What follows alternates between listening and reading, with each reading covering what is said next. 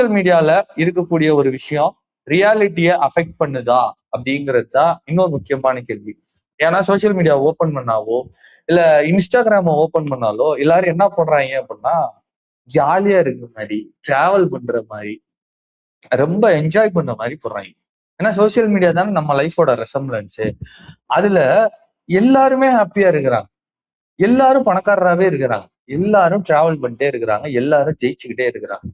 அப்படிதான் சோசியல் மீடியால இருக்கக்கூடிய ஒவ்வொரு போஸ்டும் ஒவ்வொருத்தரை பத்தியும் சொல்லுது. ஆனா ரியல் லைஃப்ல என்ன நடக்குது அப்படின்னா ஒவ்வொருத்தருக்கும் இஎம்ஐஸ் இருக்கு, டெட்லைன்ஸ் இருக்கு, ஜாப் இன்செக்யூரிட்டி இருக்கு, பேரண்ட்ஸோட ப்ரெஷர் இருக்கு, கல்யாணம் ஆனவங்களுக்கு ஒரு டென்ஷன், கல்யாணம் ஆகலைன்னு ஒரு டென்ஷன்.